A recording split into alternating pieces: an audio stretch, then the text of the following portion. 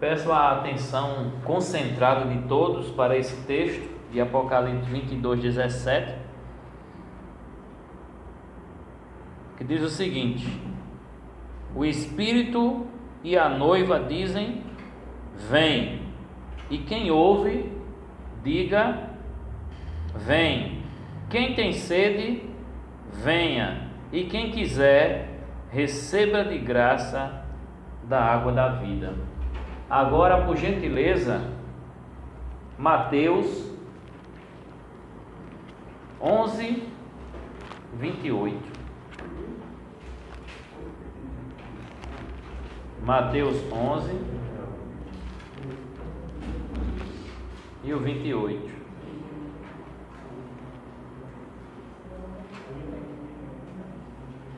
Vinde a mim, todos os que estáis cansados e sobrecarregados, e eu vos aliviarei. Fica muito claro aqui um chamado, um convite, uma proposta de alguém que ouve e se dirige a quem chama. O texto de Apocalipse diz que o Espírito chama, a noiva chama, e quem ouve, atente e se junte à noiva e ao Espírito para também chamar outros. Então, o chamado é para aqueles que também hão de chamar. A proposta de Mateus também tem um chamado: vinde a mim. É um convite a cansados e sobrecarregados para receber alívio. O contexto aqui fala de um fardo religioso. No versículo 29 diz: tomai sobre vós o meu jugo e aprendei de mim, que sou manso e humilde de coração, e achareis descanso para a vossa alma, porque o meu jugo é suave e o meu fardo é leve. O que a gente poderia encontrar nessa época em que Jesus pregava eram pessoas oprimidas e aflitas, mesmo estando seguindo preceitos religiosos que aparentemente valiam a pena. A culpa, o remorso levava as pessoas a um tormento por saber que não conseguiria cumprir tanta regra e tanta exigência. Seguir tal religião naquela época era mesmo que um fardo. As pessoas se sentiam sobrecarregadas de tanta lei, tanta regra, tanto preceito. E de repente Jesus diz: vinde a mim. E toda essa carga, essa sobrecarga será aliviada, porque o que eu vou colocar sobre vocês é leve. Até que entendessem o que Jesus tinha para oferecer, o que Jesus tinha para dizer, João tentou descrever assim: um novo mandamento vos dou, amai-vos uns aos outros. Será que é um novo mandamento mesmo, ou esqueceram que isso basta para seguir a Deus e para seguir todo aquele sistema religioso que estava ficando falso, que estava se tornando um fardo? Por que eu comecei essa aula com esses textos? Porque na verdade está se criando ministérios hoje nas igrejas evangélicas brasileiras baseado em fardos sobre as pessoas. Servir a Deus no ministério não é algo prazeroso, gratificante, que traz alegria para todos. Há um fardo, um tormento e uma sobrecarga religiosa muito grande por causa da influência do homem e por causa da influência da institucionalidade da igreja. Ou seja, a igreja passou a se tornar uma instituição e não um corpo vivo e espiritual.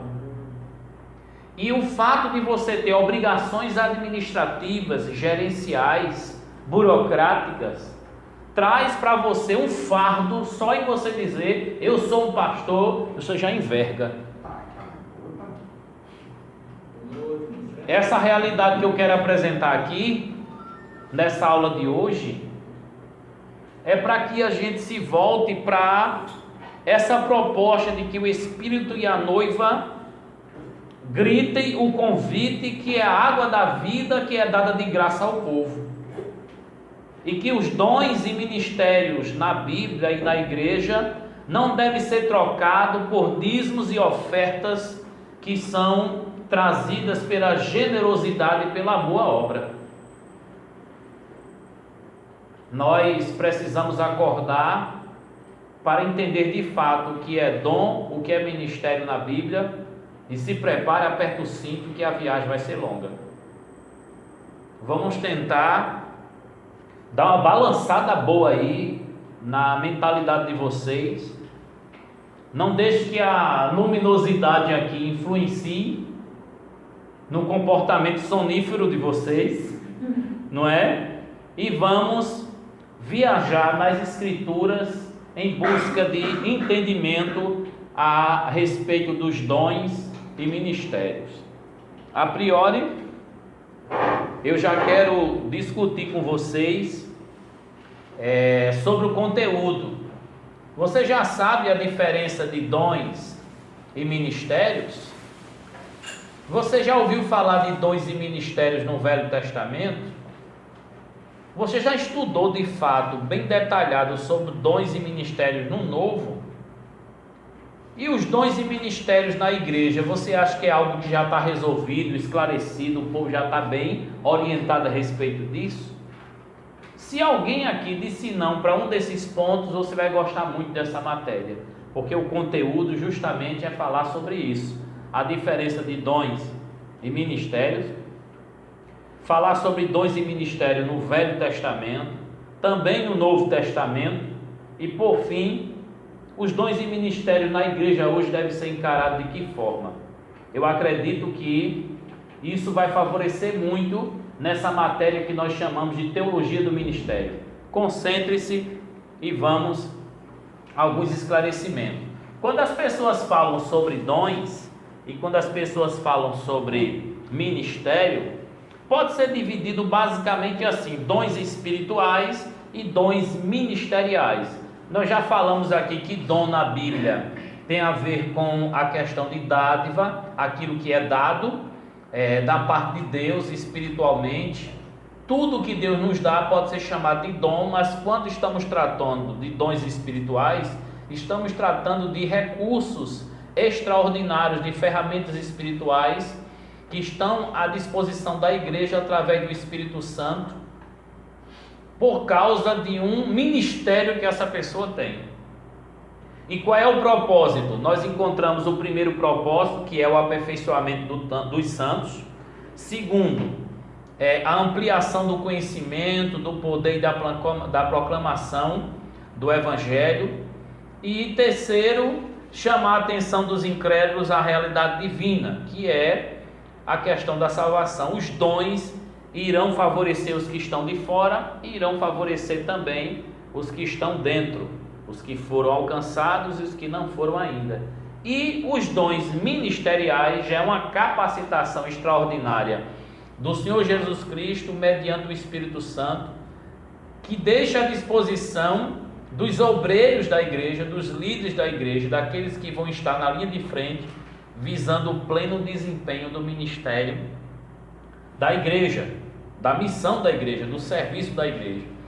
Então, primeiro se tem um chamado ministerial, para que esse chamado ele seja fortalecido com dons que são ferramentas de trabalho. Ninguém coloca na mão chave de fenda e alicate se a pessoa não disser: eu sou eletricista e agora eu vou mexer.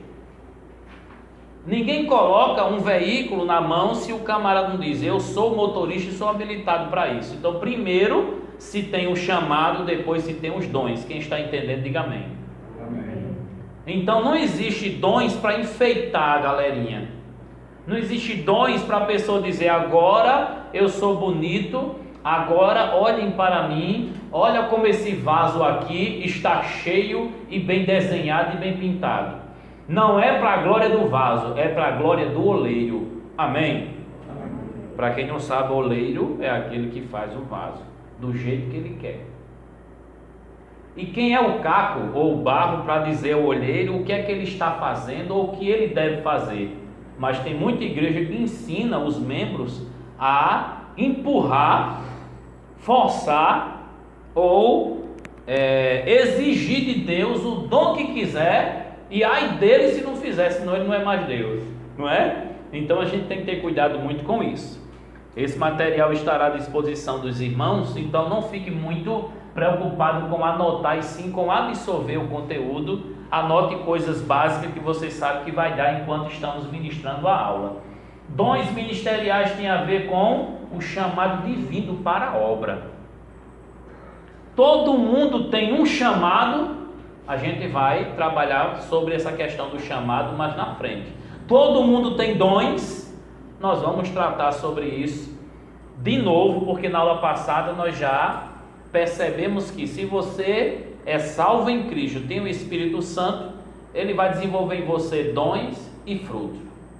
Só que a gente não pode confundir dons com frutos. E a gente também vai tratar um pouco sobre isso, dando continuidade à aula passada. Eu sei que alguns aqui não estavam na aula passada, mas dá para acompanhar se estiver muito atento. A Bíblia fala de 3 chamados divinos. Existe o chamado natural, que a gente vai ler agora sobre esse chamado natural, em Gênesis, o capítulo 1, e o versículo 26 e 27, mas também existe o chamado espiritual e o chamado missional. Gênesis capítulo 1, versículo 26, 27 e 28, os irmãos já conhecem esse texto, mas tem algo aqui que aponta para a vocação do homem, aponta para um chamado do homem. Diz assim o texto sagrado: e disse Deus, façamos o homem à nossa imagem, conforme a nossa semelhança, domine ele sobre os peixes do mar, sobre as aves do céu, sobre o gado, sobre os animais selvagens e sobre todo animal rastejante que se arrasta sobre a terra. E Deus criou o homem à sua imagem, a imagem de Deus o criou, homem e mulher os criou. Então Deus os abençoou e lhes disse: frutificai, multiplicai-vos, enchei a terra e sujeitai-a, dominai sobre os peixes do mar, sobre as aves do céu e sobre todos os animais que rastejam sobre a terra. Gênesis capítulo 1, versículo 26, 27 e 28. Dá para perceber essa preocupação de dominar, frutificar, multiplicar, sujeitar a terra. Dá para entender algo ligado à gestão e ligado à administração, que Deus está convidando o homem para participar do governo, da administração e da gestão do planeta onde ele está inserido. Deus responsabilizando o homem com o cuidado daquilo que Deus está colocando à sua disposição. Nem todo mundo, quando lê esse texto, percebe isso. Deus está responsabilizando o homem, como a imagem e semelhança dele, não só a fazer o papel de macho e fêmea multiplicando, fazendo menino, que eu sei que isso fizeram muito bem. Eu sei que tem irmãos aqui que faz parte de famílias que têm 15 filhos, 20, talvez, não é? Mas eu pelo menos sou de uma tribo, não é? Meu pai, por exemplo, que já partiu, eu sou o 31º de uma tribo aí, entendeu? Com várias mulheres parideiras que fizeram parte disso, mas isso não é tema da aula. Obrigado. Então meu pai cumpriu bem a sua missão de povoar a terra, de frutificar. Mas tem um fruto lá na frente que é exigido, que meu pai não alcançou muito. A responsabilidade de cuidar, gerenciar, administrar, plantar, colher. Esse trabalho que parece algo simples de fazer e parece que é algo apenas para o bel prazer do homem, o sustento do homem, isso lá na frente vai ser entendido como algo muito mais elevado. Não é preservar a natureza e benefício do homem apenas, mas preservar aquilo que faz o homem lembrar de Deus e ser grato a Ele e adorá-lo. Tem algo muito mais elevado nisso. O chamado natural é o chamado vocacional de todo homem na face da terra, de fazer parte, de cogerente e co-administrador da criação. Se você está entendendo, diga amém. Eu vou dar uma oportunidade de falar no final. O chamado espiritual, nesse caso, não seria para todos que passaram por esta vida, porque o chamado espiritual, nem todos tiveram essa oportunidade de receber. O Espírito e a noiva chamaram e poucos ouviram, como a gente lê em Apocalipse. Jesus disse: vinde a mim, poucos ouviram. João capítulo 1, versículo 11 e 12 diz que ele veio para o que era seu, mas a nem todos o receberam. Mas a todos quanto receberam, deu-lhes o poder de serem feitos filhos de Deus. O chamado natural deu para perceber que nasceu, já entra nele.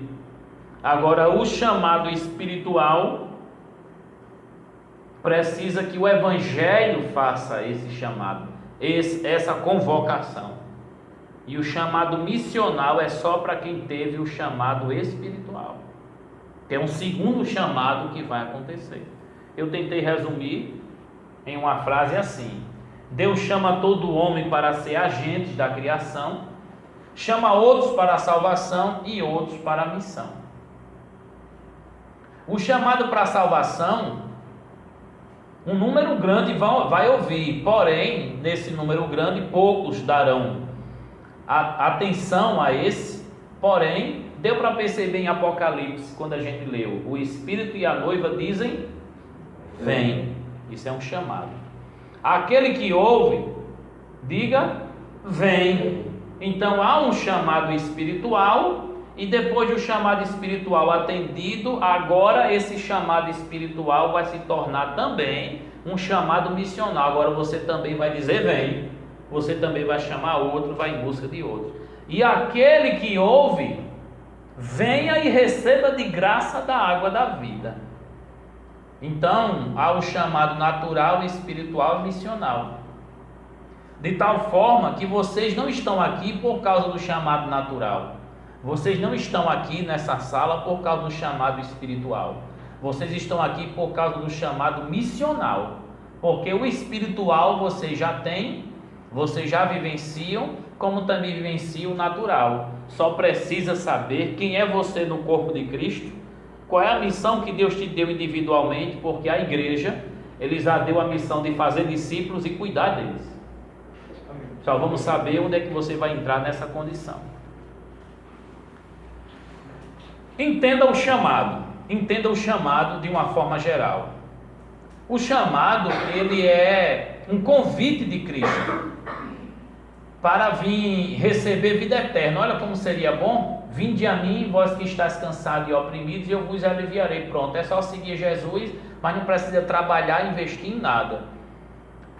Mas nem todo que ouve esse convite universal de Cristo para a salvação responde positivamente a esse chamado.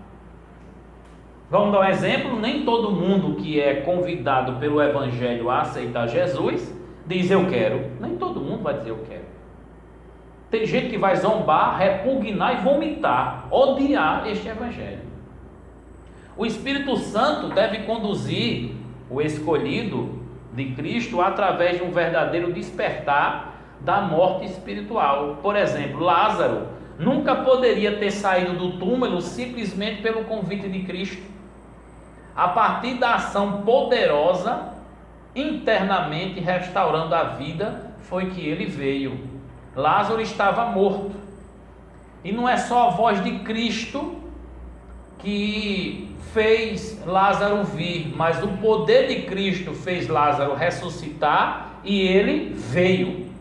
A questão principal nessa reflexão é que se eu chamar você agora vivo, você vai saudavelmente vir até mim.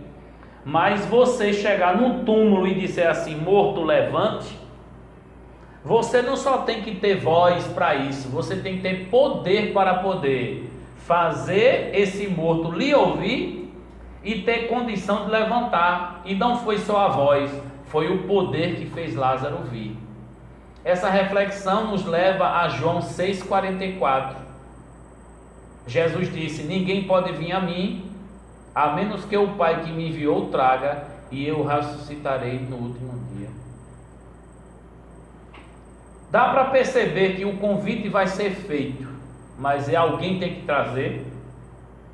Dá para perceber isso ou não?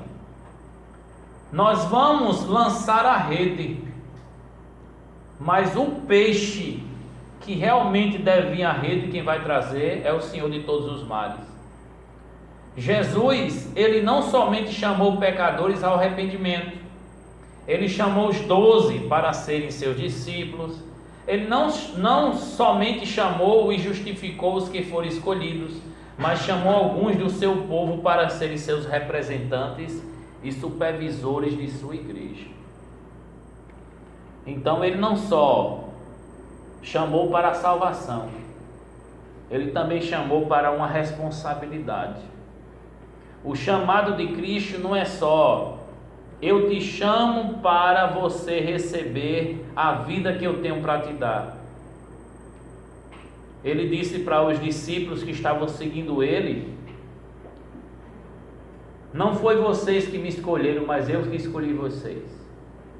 E vos designeis para dar fruto, e o fruto deve permanecer, a fim de que tudo quanto pedirem em meu nome, o Pai lhe conceda. Imagina um egoísta, uma pessoa que vive para o seu próprio ventre, lê esse versículo e só se prenda no final: tudo o que você pedir em meu nome, o Pai o fará. O que é que um egoísta vai pedir? Uma pessoa que só pensa em si mesmo vai pedir o quê? Agora imagine uma pessoa que tem a consciência do chamado de Deus, que sabe que é servo de Cristo e da igreja. Imagine como ele vai orar a partir do entendimento da primeira parte desse texto: não foi você que me escolheu, mas fui eu que lhe escolhi. Agora imagine quem é você para eu lhe escolher. Aí você vai dizer: realmente, apesar de mim, Deus me escolheu. Apesar dessa alma complicada, dessa alma carnal, dessa alma incompleta, rebelde e até desobediente, ele vai lá e diz: eu te escolhi, tu és meu.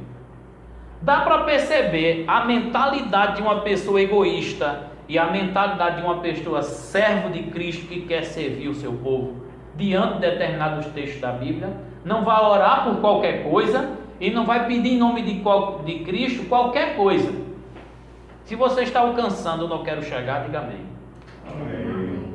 Então, ser chamado aí é receber o convite de Cristo para cuidar deste mundo, cuidar de sua vida e comunhão com Deus, que é a sua vida espiritual, e cuidar do povo e do evangelho. Isso abrange 3 chamados: o natural, o espiritual e o missional, que a gente pode chamar aqui de ministerial. Sim ou não? Sim. Podemos chamar aqui de ministerial. Vamos avançar.